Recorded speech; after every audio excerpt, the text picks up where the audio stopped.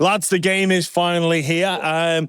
Let's address what's been happening recently. Cobbo and Slater, fake news, this bit of origin spice. Where are we at with it, Gorden Tallis? Obviously, he missed game 2, back into the team now. There's certain media outlets are reporting that this is true, and obviously Billy goes into... It's probably the most serious allegations. I suppose that's just, as a player and a coach, you would hate it if you're a coach, and you would hate it if you're a player, and say that you're having a riff if it's right or wrong.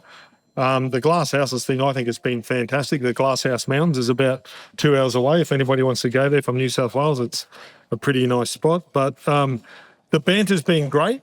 But I think that's a funny shot. And the reason why I think it's funny is because they work together, and we work together, or we all do. And if I had a problem, or if I heard something about you, I think I'd ask you. And that's probably what would happen if you're a work colleague. You would probably ask him. Billy and Danny work for the same organisation. So that's the strange part with me. And he didn't ring Billy, and I don't think he's rung Selwyn. Is this just all part of the build-up now and what we may come to expect? Wade, I'll come to you on that. And obviously, it's about the game and the 80 minutes and the potential for extra time. But with all the media, all the podcasts like this, Selwyn Cobbo, thanks for your message. Thanks, brother. Can't wait. I won't let you down.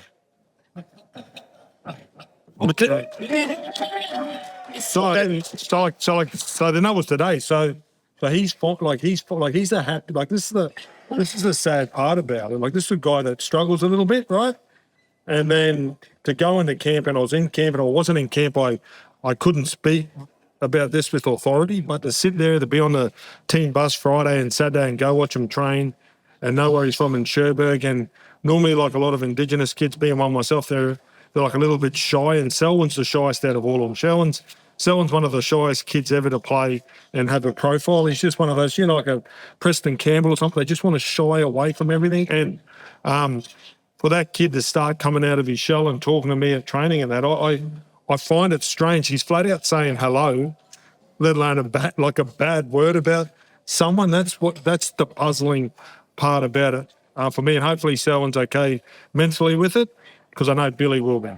Wait, is it just all part of the theatre and all part of the subplots, and makes things a little bit more interesting? Oh, listen, I think in today's day and age, like, the journalists are always looking for any little angle, anything where they can get one up on each other, where they can get a bit of news that no one else sort of has. So he's caught a sniff of something and he's went after it. Whether we're going to hear more about it, I don't know. Whether it's just lighting the fire into the build-up some more, you never know. But it's just, unfortunately, well, not unfortunately, it's just our game is so big. This arena is so big that you can only feel, everyone wants to know about every player, every moment of the day and what's going on with them. And there's always going to be question marks around,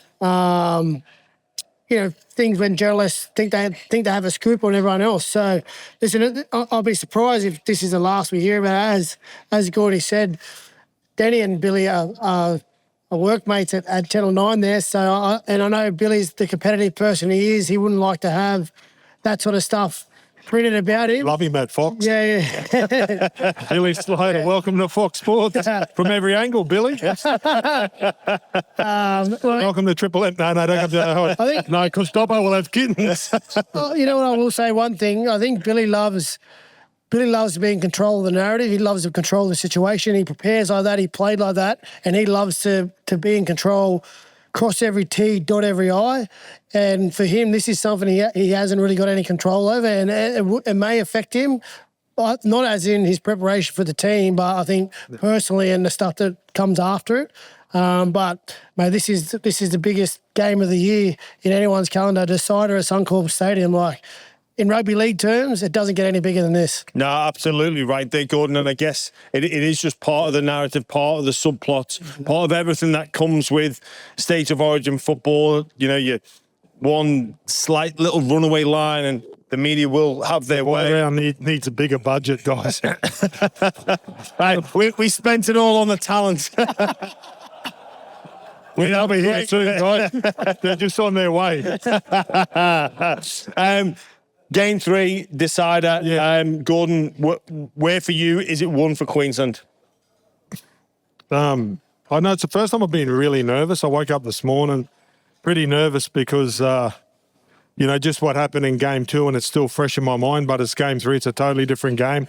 Where it's won is we got to win the ground. We got to win the battle. We got to win the collision, and it's so hard with a really big side, but we got to hit and stick. Our little guys need to play big tonight, and our big guys need to play long minutes, and it's just as simple as that. If we're any chance, Capewell and Nanai have to have the game of their lives on the edge and defend like Tony Carroll and Trevor Gilmeister, and DCE and Deedon, they're going to have a lot of traffic come their way, and they're going to be under pressure. And I think if we can shore up our edges, I know that our middle are hard-working, and they're embarrassed, and we've got enough speed and talent out wide. I'm not worried about scoring any points tonight. I'm just worried about stopping them, and the way New South Wales played in game 2 is a little bit worrying, but they got to replicate that. They got to come out there. That performance does not just happen. It doesn't.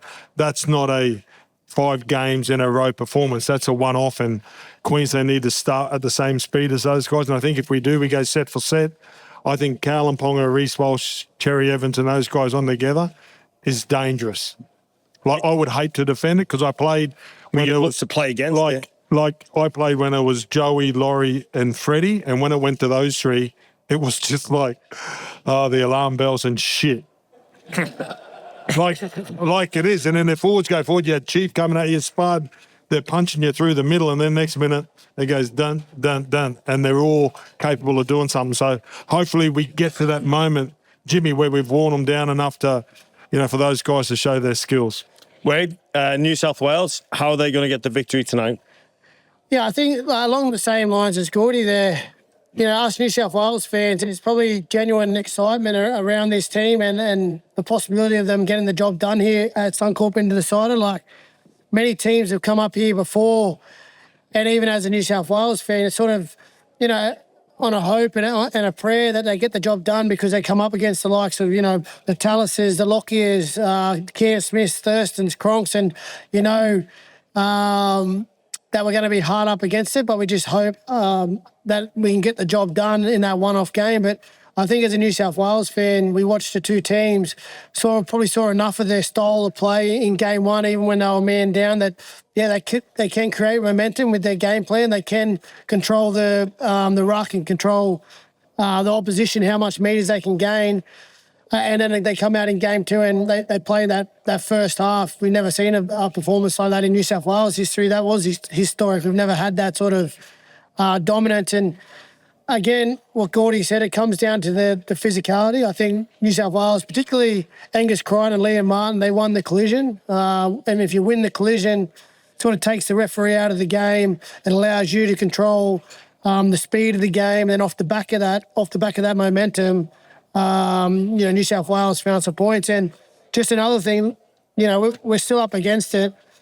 Coming up here, I think the New South Wales team's only won twice in the history of, Origin coming up in decider. But I look at that team and I look at it, the Penrith connection in it, the Edwards, the Tall, Crichton, Martin, Yo, Luai and Spencer. And, I think to win 3 premierships in a row, you've got to have a certain belief in yourself and belief in your teammates, and a belief to go after history, and that's what they need to do. If they want to win up here, they got to create a bit of history because not many New South Wales teams have done it. And I think with that sort of mentality in the camp, us New South Wales fans, we have that genuine belief we can get it done. Whether we can or not, it comes down to the 80 minutes in 8 or 9 hours time. But yeah, for the first time, there's a real belief if they get their game on, they can come away with victory. Yeah, I don't think New South Wales can play as well, and I don't think Queensland can play that bad.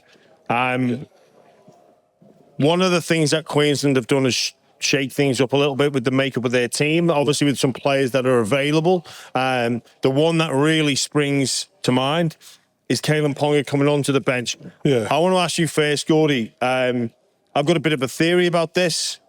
I wonder whether or not Ben Hunt might get dropped. They might put Harry Grant in, who's an 80-minute hooker. Hunt goes not to the bench, but they bring in the 18th man, which is Trent Liera. Am I smoking in a crack fight. Did you watch Ben Hunt last year take the intercept? I know, but this is Have you watched Ben Hunt in big games for Queensland? yes, I have. But you can't think. Okay, well, maybe some thoughts of Ponga replacing Harry. Let's say let's pretend Bill. Let's say Billy's telling the truth. Let's take it as read. They go with their team.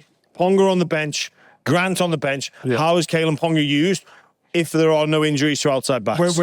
We're lucky that a couple of years ago he got thrown in the middle and he got man of the match. Playing in the middle, he's actually surprisingly a big body. You probably played against. I did as a kid too. Yeah, so he's actually a big kid. He's bigger than what you think. Obviously, the head knocks. He's come back. He's playing fine. Last year, in the 10 games he played for Newcastle, he was in everything. So I have no doubt that for Queensland, it's next man up and you've got to do your job and whatever job he's got to do. I hope that he can come on and it's a luxury and we're all out attack and he fits into a structure and plays as a second 5'8" and swings or like a second fullback. But if that doesn't work, well, he's just playing through the middle. There might be a little play. DCE back on the inside to Cal and on to Reece Walsh. Just watch for that. I might have saw it at training a couple of times. We debuted there too. Oh no, I dreamt about it last night. That's not the only thing I dreamt about. There's also another play. There's also another player, and it's called Spencer Leniu off the back. Oh, mate, which is the best middles in the game can't stop him. I get all that, but they had all the momentum. And I'm a big guy and I used to run and like break tackles, but if I go out there and I come off the bench and there's a super sub and all that, and we got no ball and I'm defending for the first 6 minutes and I'm going set for set and you're running around, and then if I've made 10 tackles, I don't have the impact. If I come on and my side's up 18-0 and I'm coming off the bench and Queensland have tackled for 26 minutes, I'm going to look like a superstar. Right, Wade, would you like to have come off the bench and run? Because, mate, they were gone. Mate, they were out on their feet, and to go through the teeth of the Queensland side, it doesn't happen that easy. I don't think it ever happens really in Origin. So, but he's certainly a powerhouse. When you watch the Roosters, like he's got this cult following now of bringing the ball back, and I don't think there's a guy that brings it back with the interest that he does. It's a Shane Webke, Marty Lang type of. Sam Burgess used to pick someone out and go straight. Like and probably because they got better leg speed and and they got the speed and the power to get to someone. So Queensland have to stop him. It's as simple. Like, and we've played against the Craig Wings when they come on and they change the game. I played against New South Wales when the number 14 was Andrew Johns. So do you think they need to stop him by starting better? And starting better. And if you got the footy, I would love to see Spencer Leniu do 3 tackles in the first set, 3 tackles in the second set, 3 tackles in the third set, and watch his carry in the 5th set. But it comes down to the control of the game, right? Whoever controls the game, it gives your team the better opportunity to use the skills the skills you have in your team, right? Momentum has always been a thing in rugby league, but more so, never before than now with the new rules, with the 6 against, how fast it is, the ruck's been policed. So whichever team can actually execute their game plan and control the game, will you take advantage of your skill set? If New South Wales control the game, control the speed, well, Spencer Leniu's coming off the fucking back fence. If Queensland control the momentum and control the ruck speed, well, Spencer Leniu's got to tackle Kalen Ponga and Reece Walsh, right? So whichever team can get out there and control it, which is always a game at any level, right? The speed, the ruck is always a game at any level, even more so at Origin level. Yeah, there's no excuses after tonight for Queensland. I don't think New South Wales can change their tactics. And if they do, for one, it's really brave because it was so dominant. And for two, it's like, and they might have a trick shot in them, but it was so comprehensive in game 2. You got to do the same thing. And Queensland know that, hey, we're smaller. That's where they're coming. You know what I mean? So, like, it's not going to be a chess match, when you got Penrith and they got the fast guys and, let's put on this trick shot, let's put on that trick shot. New South Wales are coming through our front door. And at the moment, we've got a big glass pane there because we live in a glass house, but we got to board that up. But we got to board that up and make it strong, and hopefully they don't just double glazing. Double glaze. That always works. Double glaze. Yeah. Bulletproof. Come on. Don't make jokes. obviously we've spoken in there about maybe maybe some of the Just got that, eh?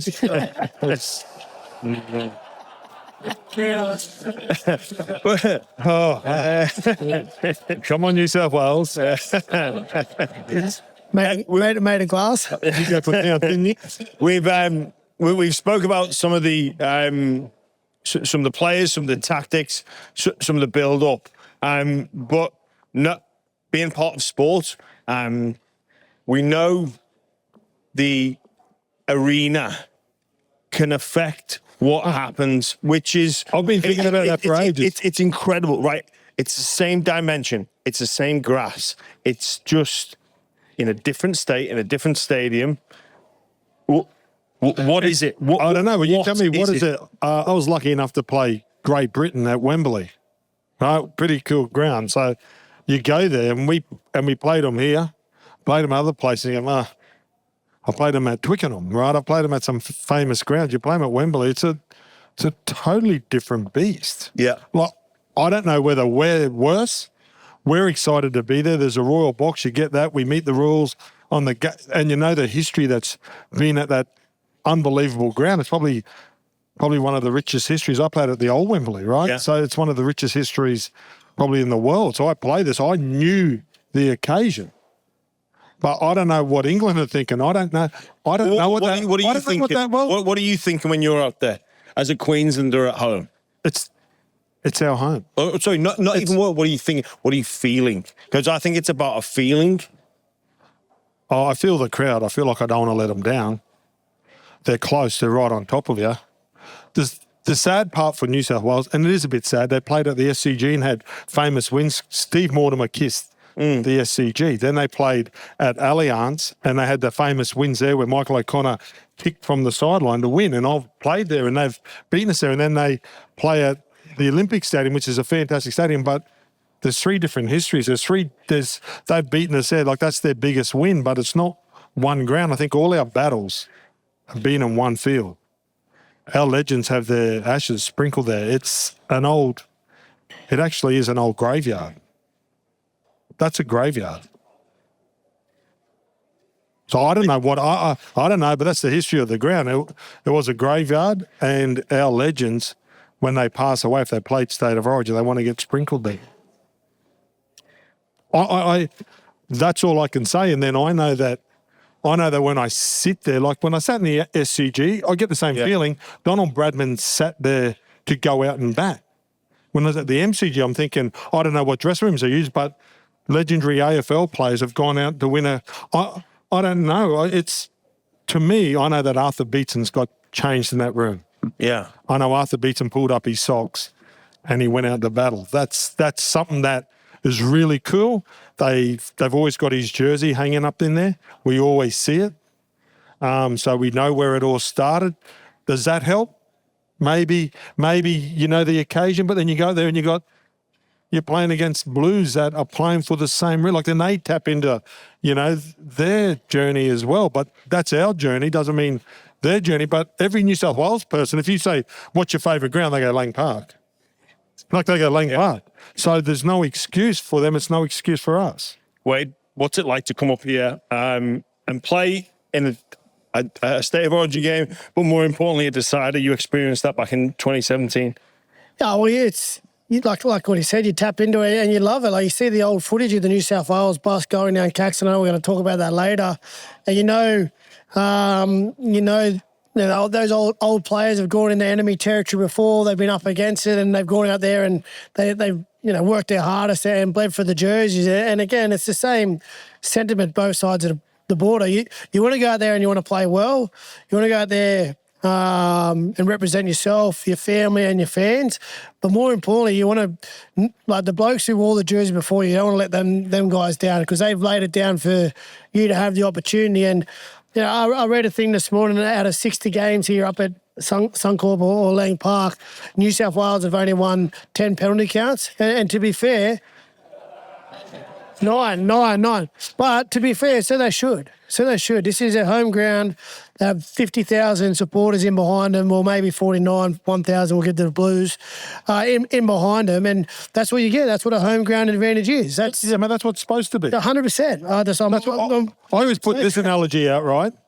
I'm at the MCG, right? Matthew Hayden and Andrew Simons, two great mates, are out there batting.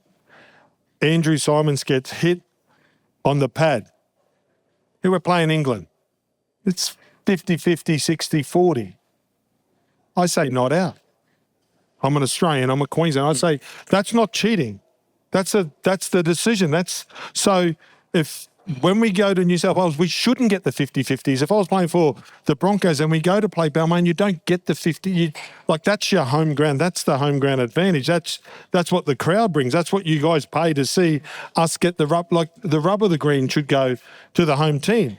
And and when you win, that's what makes it sweeter, right? Yeah. Like when you're playing a grand final, it should be even. But when you play at a home ground with a home crowd, that's what should happen. Like when we played in England and I was singing "Take Your Stars Off Our Flag, You Convicts," we didn't like it.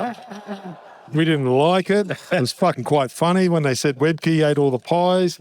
I'm thinking I had 2. He had 8. But we didn't get a deal. Like, mate, we didn't get. Mate, I got sent off. I fucking hit a bloke off the ball. I got sent off.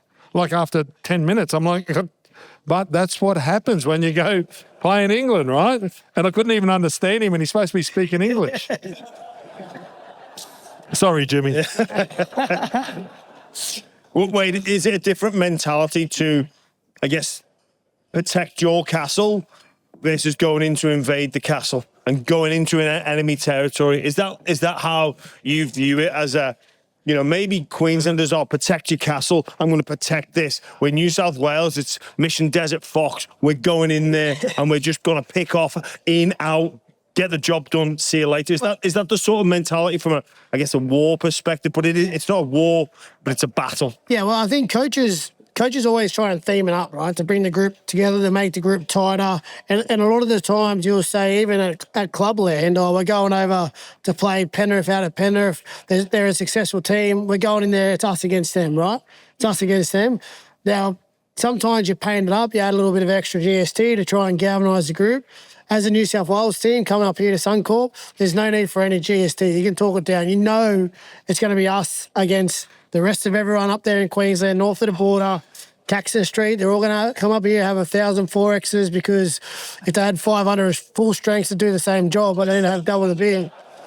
They know they're going to walk down to Suncorp. I'll take my 1,000 any day.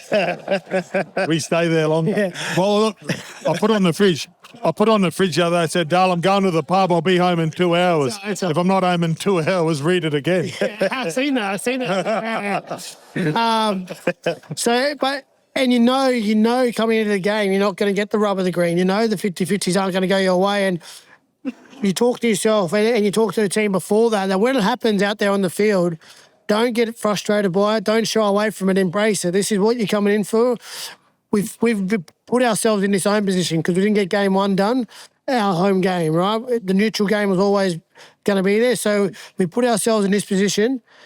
When it happens, just expect it, embrace it, and get on with it. Try and get the footy. And the only way New South Wales can take the referee out of the game is, like I said at the start, they need to win the physical battle. If they're winning their tackles, when they run the ball, if they're running harder than Queensland's willing to tackle and they're winning the ground, the referee has to stay out of it, because the momentum you can see, and it doesn't matter how hard the crowd yells, you can see the momentum. But if they miss an assignment for one moment, and all of a sudden it swings back to Queensland's favour, that's when the crowd comes into it, and that's when the pressure builds on the team and on the referee. Talking of going into... You know what? He just made some valid points. I probably think, as I'm thinking about it, when you're playing here, like, when no one's watching you, you probably will stop.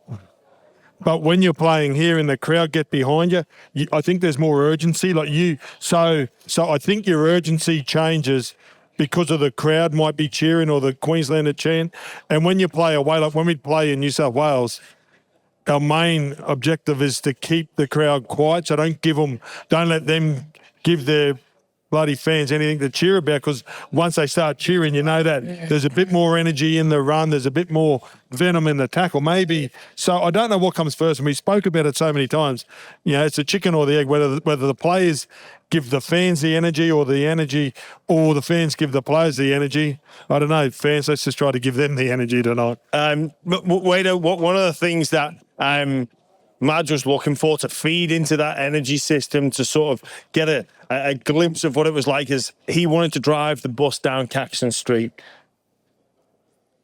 Yeah, listen, I get it. I get the history of it. I look back at those times, and they're inspired in my brain. I remember them. I remember the old footage, but I think today's day and age, it has to be avoided. We don't need to ignite any silly stuff before the game. We need the event to go ahead. The most important thing is the game's played. And if you need to, as a player, be motivated by driving down the street and having blokes throw a can at you, like today, then those days are gone. You can't go on the field no more, hit someone high off the first tackle, start an all-in brawl. Like, those days are gone. And I get it. I love the fact that he wants to pay an ode to history and look back and reflect. But listen, these guys are wide different these days.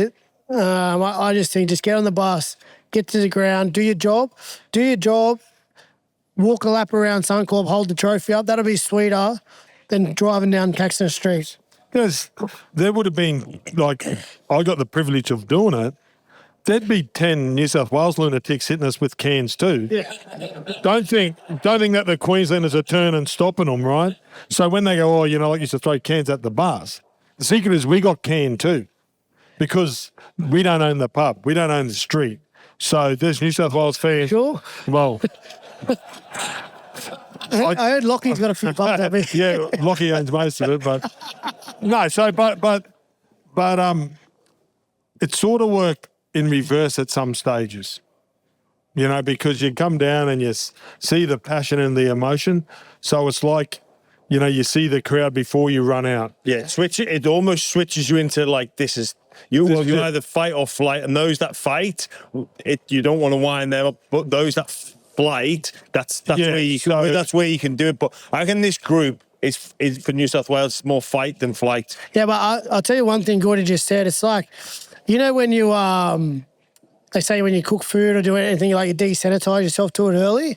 The one thing about the big games, the biggest games, whether it's State of Origins, grand finals, like whatever it is, you warm up inside, right? So you don't get a look at the crowd. So good. You don't get a feel of the crowd. Yeah. Just imagine if you went to watch Bruce Springsteen, he comes out and tunes his own guitar. And he comes back out 20 minutes later and starts it. No, you want to see them when they just burst onto the ceiling. You want to hear them for the first time, right? You don't want to watch a rock band tune their own guitars. You don't want to watch a team go out there and warm up. You cheer them when they run on, cheer them when they run off, and then they run out, they get the biggest cheer. That's the best thing about the biggest game. You don't see the crowd, they don't see you, and it's just... And it's only finals, Origin, matches. It is pretty cool, but I didn't think we'd be speaking about Wade Graham's cooking ability, and that has completely thrown me off course. About French girl. What was it? Hang on, you're cooking, and what happened? You desensitize yourself to it. So if you ever cook a meal for yourself, right? Never happened. Of course, I promise you. He doesn't cook. If someone cooks for you, it tastes better than when you cook it for yourself. You reckon? 100%. Because the first time you hit with the flavours is when you're eating the food. So if I cook for me and you, your experience will be better than my experience, because I'll be cooking it the whole time. I'll be pissed. So yeah, true. Just fuel, not flavour. That's a great analogy. I understand what you're saying. It's a true thing. I think he's had too many. You talk about Price's Law and Frida, and I talk about cooking and golf. I like it. Some of the legends involved, someone that maybe would have frowned at some of the beer cans being thrown because he liked a couple was Alfie Langer, Gorden Tallis. What was he like to play with in State of Origin? Alfie's hilarious.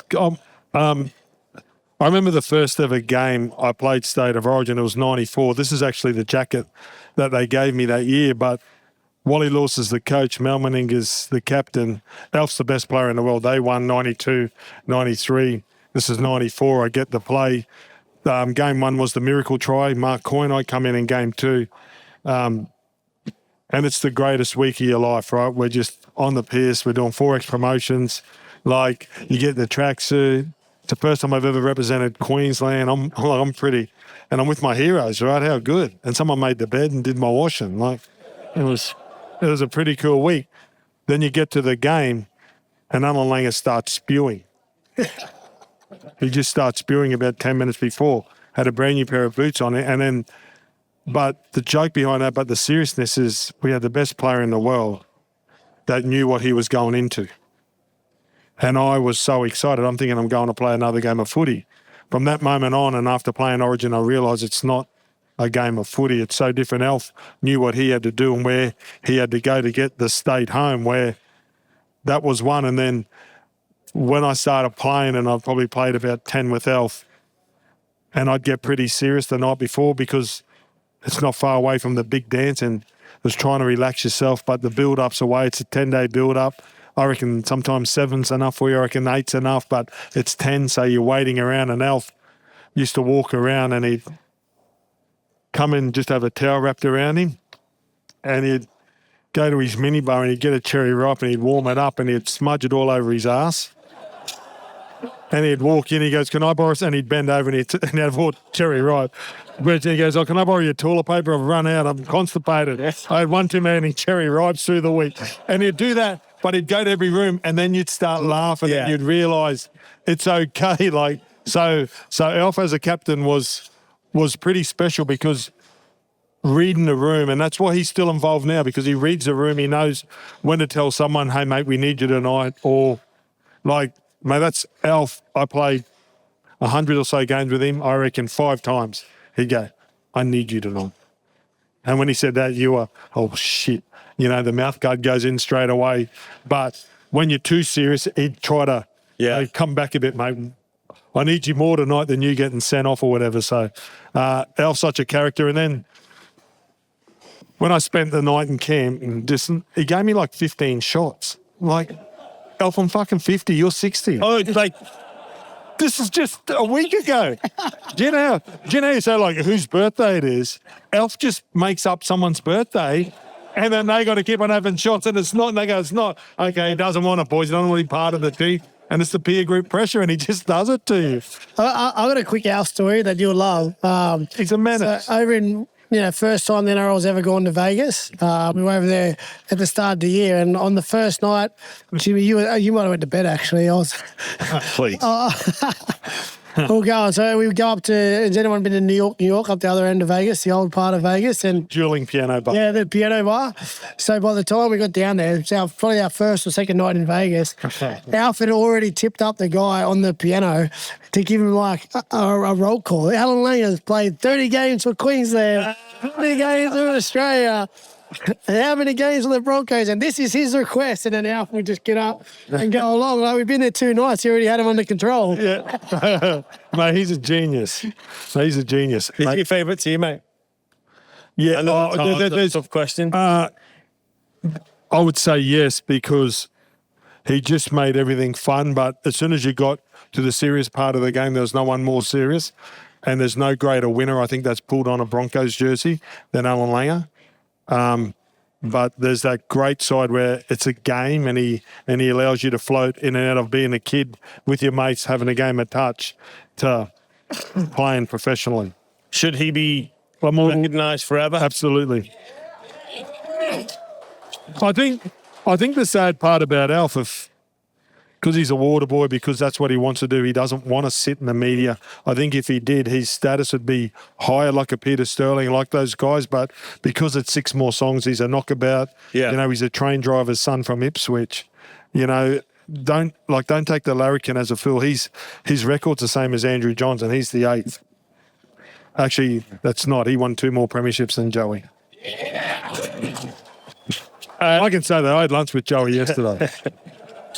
And Joey's a great fellow, and Joey would probably agree, right? I would just say on Alf and his argument for the immortal, like, a lot of the time, a measure of the man is the respect he has from his peers. And who stops and listens when someone talks. And I don't want to speak out of school because I was never there at the Broncos, but I think if you sat down at a table and you pull all the 90s and 2000 Broncos together and you sit them at a round table, if Alf talks, everyone listens, and he holds court. So to have the respect of your peers and the players who came before and after you, certainly the way he's held, like that's in my books, that's a fair argument. Great analogy. Yeah. You're right. Well said. Wade, just quickly onto you, your debut game. You ended up getting suspended, didn't you? Can you tell us a little bit about what happened there? Well, it's funny. Dirty player. I got suspended twice in my career, Gordy. That was one, and the last one was last year. So I was back for the first time when I got picked. It was back when they used to play Monday night games, and they used to pick the team at or not pick the team, but show the team at halftime at the Matty Johns show, on Monday night. So I was actually playing the Monday night game, got through the halftime unscathed. I'd been in and around the Origin scene for a lot of years, actually. I was 18th man in 2014. I didn't get the opportunity to debut until 2016 and got picked halfway through that Monday night game. And then in the second half, we're playing Cowboys at Shark Park, and as JT always comes, he swung from the left side to come down my side, and could see the play coming from like a long way away. We played him so much, and I jammed out the back, and he just stepped me a little bit left, and I hung my arm out. I just hit him straight in the chin. His headgear almost landed on the Esplanade, actually. But that was that was seen in Cronulla, and I didn't think anything of it, to be honest, because my focus was on the game. And then game finishes, get the headset on. Matty Johns, Wade, you've been selected for your Origin debut. How you feeling, mate? Ecstatic. Go and see Mum over in the crowd. She was there watching. Told her it was awesome, and then literally going to camp the next day, I've been charged with a grade 1 careless high tackle, and I had carryover points, so I got suspended for. I tried to fight it. I did. I went into camp, and they gave me the opportunity to go down and fight it. Bob Linder was on the panel, so I was never a chance. But so my debut got a bit delayed, but then luckily enough, Laurie gave me another chance in game 3. The series were already wrapped up, and this was the thing because they called it a dead rubber. I debuted in a dead rubber, and they know a lot of people certainly say dead rubbers don't mean anything to anyone. And I'll tell you something, that game that I finally got my first blue jersey sure meant a lot to me and meant a lot to my family. I think Gordy's trying to tell somebody he's thirsty. Charlie White. Mate, we got a bloke telling a great story. He's thirsty. We want him to keep on going. Full shake. But you got your best mate and his wife's telling him to go home and you just keep on sneaking beers to him so he stays a bit longer. That's what we need. Wait, hey, hold on. He yelled out before. I only got suspended once. That's a lie. Thank you. Once. How many weeks? No, because I actually had a clean rap sheet. It was Marty Langer. I tackled Marty Langer and I got suspended from Origin, and Marty took my spot, so I was quite happy about that. But I had to go and face the judiciary. I elbowed him. I got him on the forehead. I missed him. I just missed the bullseye. Fucking Marty. I tell you, so that game I got suspended the following year was when they decided to change the rules for grade 1s in the fines because there'd been so many players who'd missed big games. Cam Smith missed the grand final. He did too. But he did rip Thaida's head off. That was doing a grade 1 probably, so. But there's been he a got lot of... Friday, but I think he got Tatey. So both of his tackles were on 2 Broncos. So there's been a lot of players miss big games over the years for, you would say, minor offences, but then after that year they brought the fine in, so... lasting legacy in the game. I got sent off more. I got sent off a lot. I just didn't get suspended. Gordy, one of the tales of Origin is that famous tackle on Brett Hodgson. Is that something I feel sorry for him. Is that something you just get constantly asked about as someone in the No. I played. Red Hodson got offered to the Broncos when Tommy Radonicus was coaching West. He was playing at West. He, Harvey, Howard, and there was a couple of others. And Harvey came to the Broncos when like West got kicked out of the competition. And he said, I got this really good kid, Wayne, that I think he's going to be a really good player. And we had Darren Lockyer at fullback at the time, which is a bit of a shame because Lockie turned out being a 5'8". But then he went to Parramatta and he's won a grand final and he won at the West Tigers with Princey, and I reckon he was the glue and he was the glue of that spine and he won the Men of Steel. So I just wish it was someone like that fat-ass Johns, Andrew Johns or someone like fucking, not Paul Brett, you know what I mean? Like if it was Mad Dog McDougall or like Matt Gidley, like someone that I knew would be better, you know what I mean? Or like a back rower or someone, but it's bloody Paul Brett. Oh, but he's 105 kilos and 6'3". But they called him the GI before he was the GI. Wade, you spoke about missing out on your Origin debut, but you got Retribution 2019, came back from ACL and got to be part of that winning series. Yeah, I was lucky that year. So 2018, I missed the series. I tore my hammy, so I wasn't a part of that when the Blues won. And previous to that, I'd only tasted defeat. But 2019 came around. I'd come off the back of an ACL injury. Freddie picked his New South Wales team in game one. They got beat, and I hadn't even played by the time they played game one. I came off the bench the week after the game. I played like 30 minutes against Parramatta. It was a pretty good 30 minutes. Freddie gave me a call and said, would you be right to go if I picked you in Origin? And I said, oh, mate, I played 30 minutes against Para. We had all the ball. I don't know if I'm quite ready yet, but we're going down to Canberra that week to play them. They're at the top of the tree at the moment, and Johnny Bateman was their right edge back rower. I knew I was coming up against a pretty good competitor there. I said, mate, give me this week against Canberra and I'll let you know if I'm ready to go. And Freddie was down on that game. I ended up coming off the bench again. I was only meant to play 40 minutes as part of the plan to come back. One of our players got knocked out. I went on and played probably 70-odd minutes against Johnny Bateman and came off with a black eye. I think I had a split over my other eye. And I walked over to Freddie. He goes, you ready, aren't you? I go, yeah. I'm ready, mate. So he picked me and then, I was on the bench. We go over to Perth, we're a game down. I don't know if you remember the game. It was a game Tommy Turbo scored a hat-trick. He was everywhere that night. He was brilliant. And then Nathan Cleary did his ankle 10 minutes before half-time. Actually came on. Boyd Corner went into the HIA, came on, played second row, came off. Nate did his ankle, so I came on and finished the game at halfback. And we went on to win that game pretty convincingly. And then we wrapped up the series back here at home, that famous try with Fergo down the wing where he finds Tedesco on the inside and scores on the hooter. But I'll tell you one funny story from the game over in Perth about the celebrations. It was a good game. We were under a lot of pressure. Freddie was under pressure. He made like 5 or 6 changes. We won the game there. We went to the casino over in Perth after, which was a lot of fun. We spent probably 3 or 4 hours there, and then the whole team came back and we're staying at I think it was called the Westin. So the Westin Hotel is really nice. It was a 5-star hotel over there in Perth. And we got off the bus and Freddie goes, right, everyone up to my room, gonna have a cheers to Perth. So we all go up to the top room, to the penthouse. Freddie, obviously Channel 9's looking after him. He's up in the top room and a butler comes out. A butler in a suit and tie comes out and he says, what would you like to drink? So Freddie ordered the whole team and the staff a drink. So Freddie'd been up in the penthouse room as the coach the whole week with a butler serving him whatever he wanted. True story. Like a live-in butler. A live-in butler. He just popped out of the closet. When he went into the room, he was like, what do you want to drink? That's very, very sneaky, sir. Mr. D. True story. Man. True story.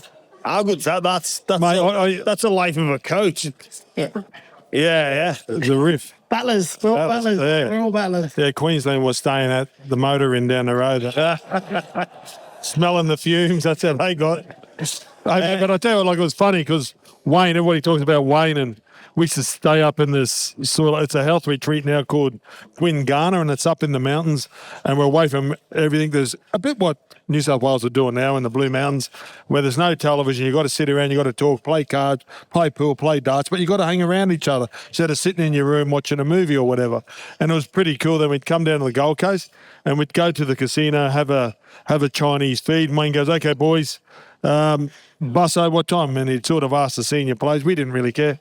He goes, "Mate, dinner's going to finish about 9:30. You want to have a gamble or do whatever, have a couple of beers?" I think it was a Friday night. He goes, "Bus is at 12. We went, "Sweet." So I'm having a beer with a few of the staff just at the Atrium Bar on the Gold Coast, having a few beers. And then Wayne comes and I said, "Oh, mate, it's 5 to 12, let's go." And we walked out to the bus. Normally, the boys would be filtering out there or standing and getting on the bus. We looked at the bus. No one on it. Wayne looks and goes, "I fucking told him 12 o'clock. I said, "Wayne, there's 5 minutes." I said, "There's 5 minutes. He started blowing up. I'm thinking, fuck, this is not good, right? Because I fucking told him 12 o'clock, I'd give him an extra half. I said, "Mate, just wait." I said, "There's 5 minutes to go. Let's go." I said, he goes, "Well, let's go see if they're at." So we walked back into the bar. And as we walked back in, we had to look around us. And then one of the trainers goes, "Mate, I think all the boys are on the bus." So as we've walked back out, the bus starts fucking driving off. But the bus driver's in with us. So the bus driver walks out, the bus takes off. Little did we know, the team's hiding on the bus. Darren Lockyer is driving it out. So Lockie's driven it out. And as he's gone out of the Gold Coast, he's had to he's hit the freeway. He's hit the Gold Coast freeway. He didn't know how to fucking turn his big 45 seater around. Oh, so he didn't have a license? He just fucking did it. I don't think Lockie's, part-time job, his side hustle was driving a Murray bus. Yeah, Lockie's a long-haul driver. He's got all of his licenses. Daryl, so Daryl took the bus and then he ended up having to go around and he's come back in and it was quite funny. But it took him about 15 minutes to get the bus and he had to bring it back. Kick a dick. Yeah, I reckon that maybe puts him into, like... That's good, yeah. He's fucking first class being a team. Well, mate, but fucking Wayne was so shitty, right? I'm thinking, how good? I'm thinking, that's good. That's my... I want to be on there. That's my team. But fucking, mate, what did it make for Wayne? Oh, mate, I was the captain, he was the coach, and they left us behind. And I was As captain, you go to Wayne, you go, "Don't worry, mate, I'll talk to him. Let me cover this. Let me cover it." Mate, I'll get to the bottom of this, Wayne. All right, everyone. This has been a fantastic chat, but now we've got some time for questions from the audience. So anybody with some questions for Wade or for Gordon, we'll start down here. Gordon, just on that bus chat, wasn't there a Darren Lockyer driving a bus over in United in the UK somewhere at some stage? Yeah, I wasn't on that one. Lockie wasn't. I don't think Lockie was okay to drive in the UK. I couldn't imagine Lockie driving in the UK. It's the same side of the road. Lockie, no, but Lockie turns into Daryl. Darren turns into Daryl. And Daryl's a menace. To be fair, mate, most of the best players I've ever come across have a little bit of a... It's almost like a requirement. Yeah, like they got to be a rogue. They got like Warney or whatever. Like they can't be. Well, because they didn't sit there and do their homework. They didn't go to the library. Right? You can't be good at both. Can you? You can try. You can try to be good at both. And succeed at none. Would you have ever stole the team bus and drive it around? I probably would have had a go. But you did it. You know what? He's only just thought about it. Okay, it's probably one of them. The question is, like, why did the NRL player fuck up? Because he's an NRL player. It's like there's a sort of tendency that goes with playing the sport. Yeah, it's fucking that so good. sort of brings, like, yeah. I mean, if you're a normal, I say quote unquote normal job, and you're the Christmas do, probably the worst thing that's going to happen is there's some people get together or whatever, but no one's going to drive the same bus. Like, it's just the different. Could you imagine Barry from accounts going out and stealing a taxi in front of his colleagues? Oh, there's Barry from accounts. Oh, there's a HR. There's Helen. Yeah. Oh, look at Helen. She just stole a kebab.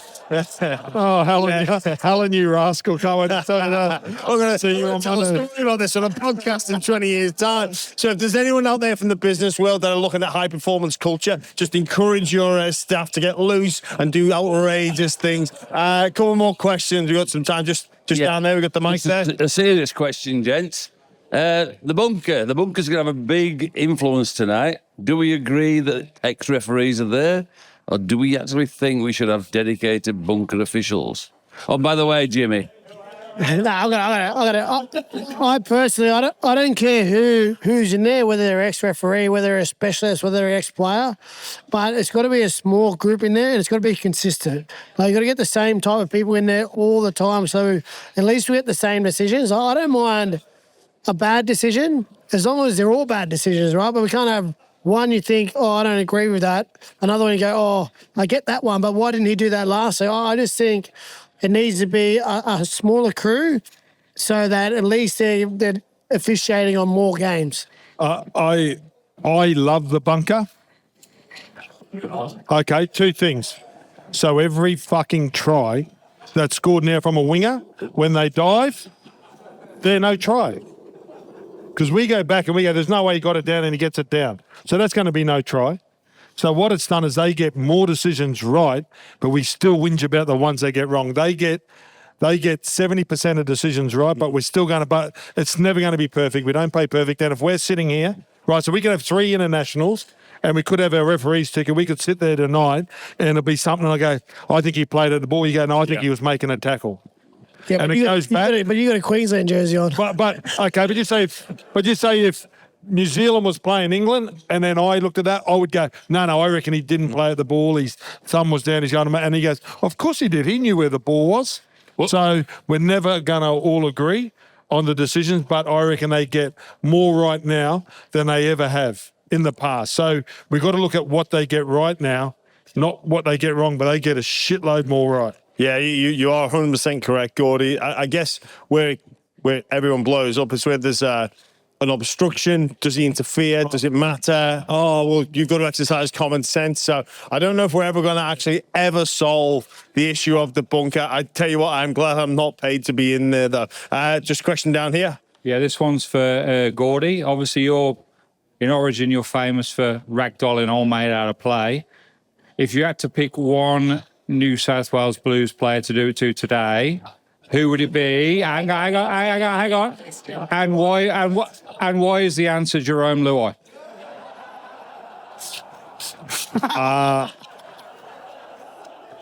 No, my bucket list it would be Spencer or Payne, and it'd be early, and that's or Angus Crichton or Martin. It's got to be one of the big boys, like I said, because then there's more gravity to that tackle. There's more weight behind it. So if I got one of their big bullies and you did it and you manhandled him, it'll be holy shit, right? But you could, and Luai wouldn't be a bad second. It'd be a good run of that.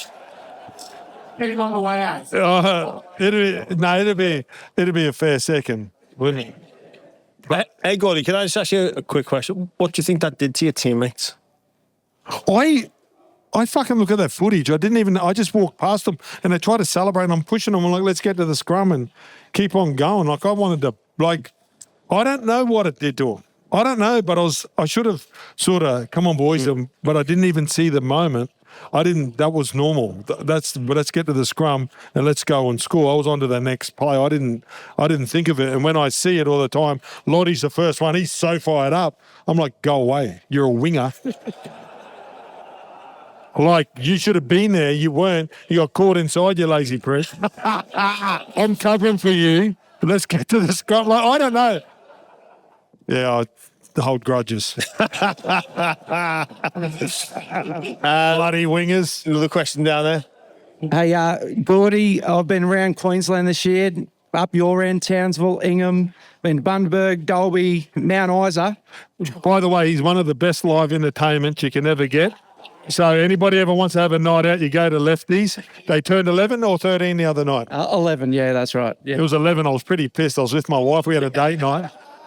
We got there about 6:30 and he was playing, and it's a great little music hall right there. Right next door. Yeah, next door, mate. So are you playing tonight? No, definitely not. I'm on the piss now, mate. Well, you fucking were on the piss that night too. I remember that.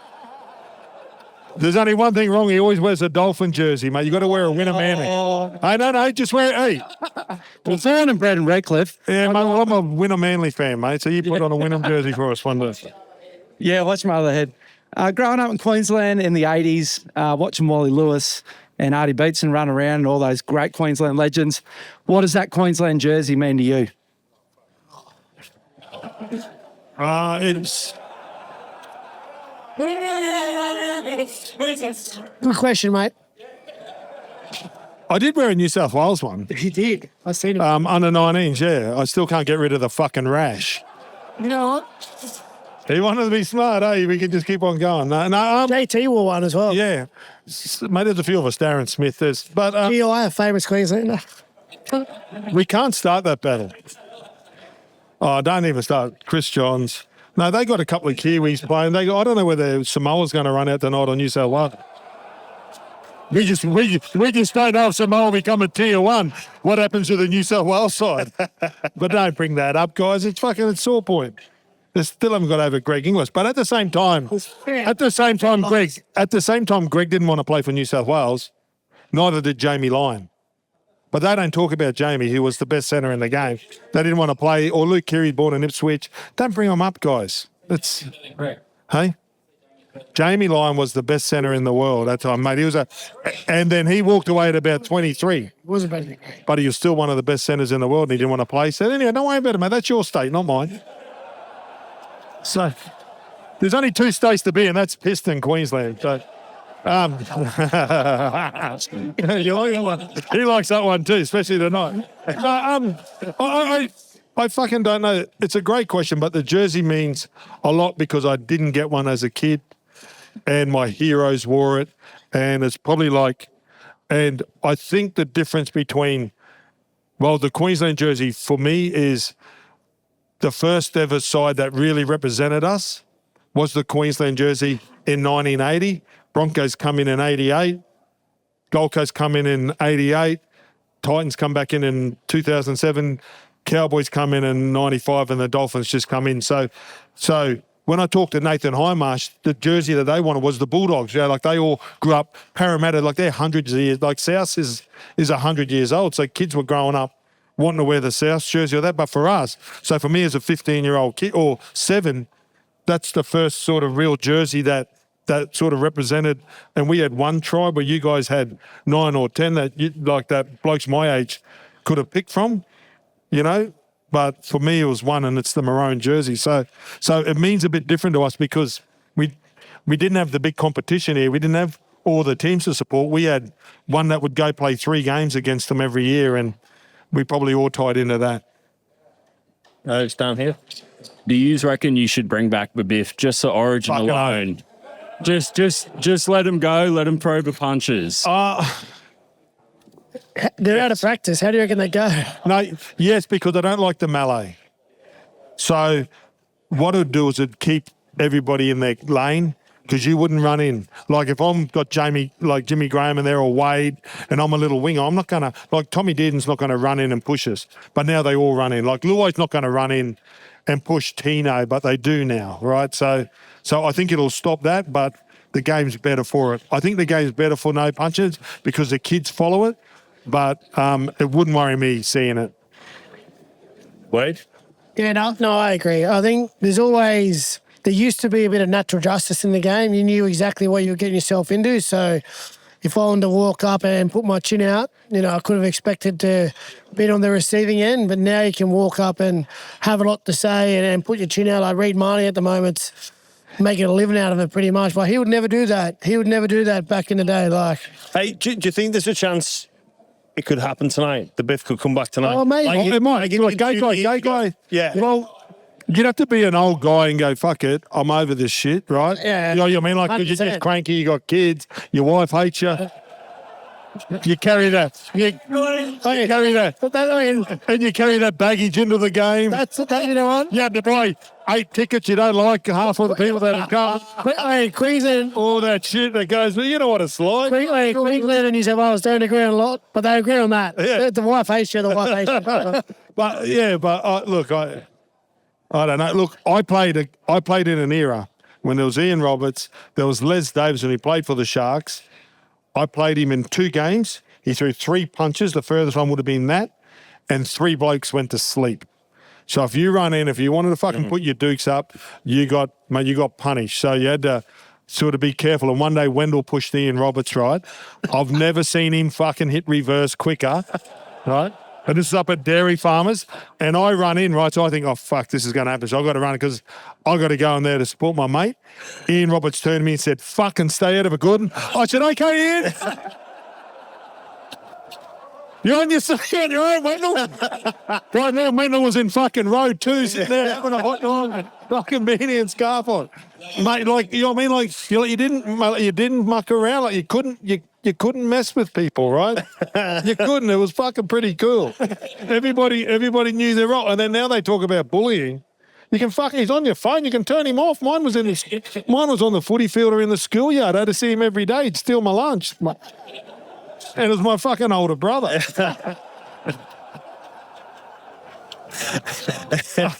I'm fucking coming back as a cadet. It's just not there. You got to give it.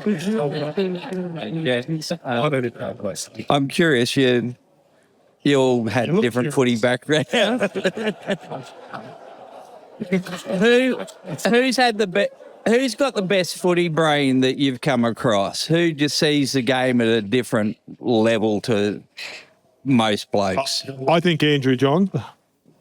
Personally, right, just hear me out. I was watching a game of footy with him, and we all watch him.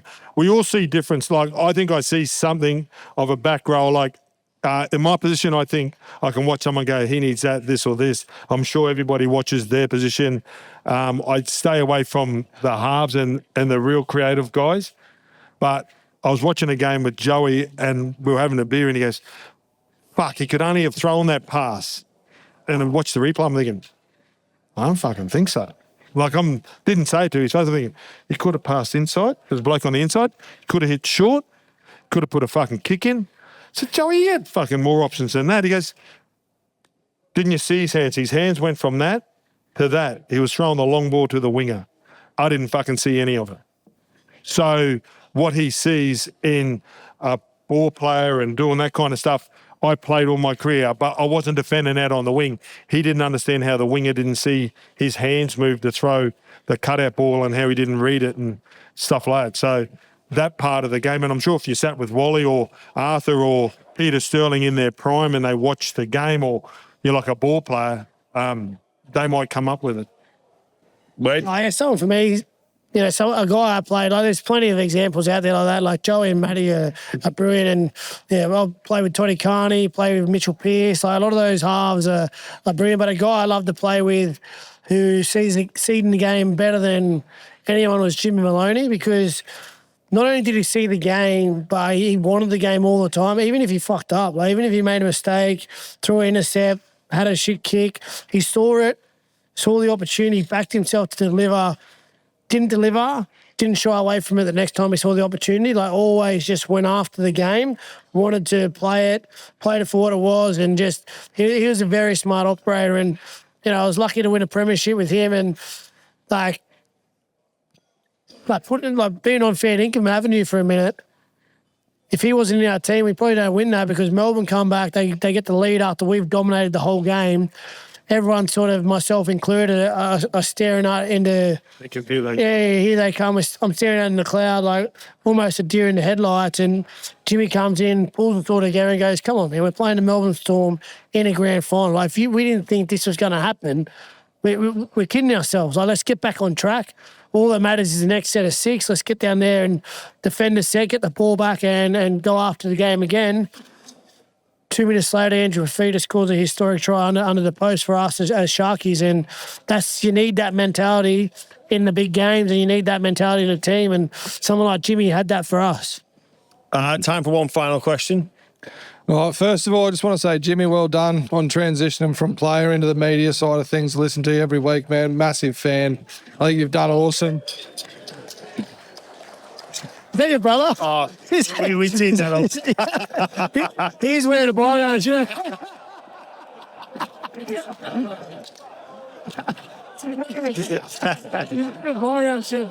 You fucking got his shirt on. Wade, hey, hopefully he gave you that shirt. Wait.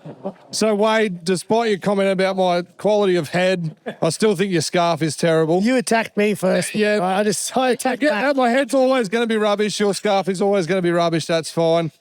My question is for Gordy. We spoke a little bit earlier about I've got an 11-year-old son who absolutely idolises Selwyn Cobbo. Obviously, he's been in the media this week. Your kid's got to spend a lot of time with him this week on the bus and things like that. And obviously, this looks bad on both him and Billy. But just from your point of view with your No, kid, it doesn't. It doesn't look bad. that's what they're trying to make it do, yeah? It doesn't look bad. Yeah. But from your point of view, having seen the way that he interacted with your kids and things this week, like I just want you to explain to everyone how special that is.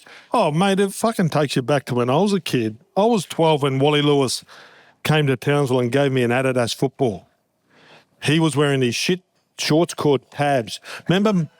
The old people know the fucking tabs, right? So okay. So if anybody wants to get on Google, like Magnum PI, Tom Selleck, remember when he had and he always had those real short shorts on? Well, Wally Lewis used to sort of be an ambassador for that brand. So he come to a menswear shop called Playtime for Men. It's weird. It was a menswear shop, right?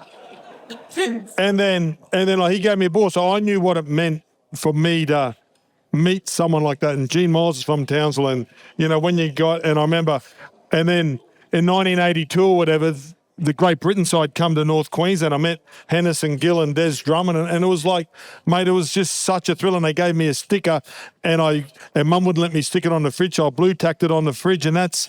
You know what I mean? But for my kids to go to the Queensland side, or like a New South Wales kid to go and you get to spend some time, and I was lucky enough to be invited into the camp to have dinner, and they do that every now and then to an ex-captain player or whatever. And you just come and just sit there and tell a few yards and have a beer. And it's actually pretty special. And Selwyn, as I said, the more we realise about this, you see someone walking with a limp. You see someone walking with a broken arm. You don't see someone walking around with, the mental side of it. And the better educated we get on it, and I think of Paul Green, and I say the better we get educated on it, sometimes, to me, it sticks in the stones, but some people it does hurt them. So I just wish that those comments were never made, personally.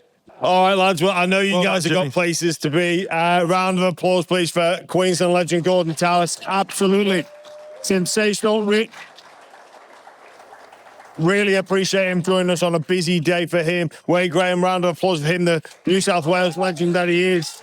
There are T-shirts for everybody that asked a question as well, so please see Charlie. We'll continue this on to what, Charlie, 3:30? 3:30, Charlie? We're on till 3:30, so please stick around. We are probably going to have to run to the bathroom, but Wade and Gorden do have other commitments. Big thank you to Cam Lockley and Tom Hackett from Ladbrokes for organising this event. Huge thank you to all the staff at the Lord Alfred as well, who've been really good serving us over there, so thank you, team over there. And finally, just a thanks to you guys, the listeners, for making this show a possibility. Thank you for tuning in each and every week. We really do appreciate you. And enjoy this. Enjoy the game tonight. And who knows who's going to win. I reckon. We'll leave it at that. Thanks, guys.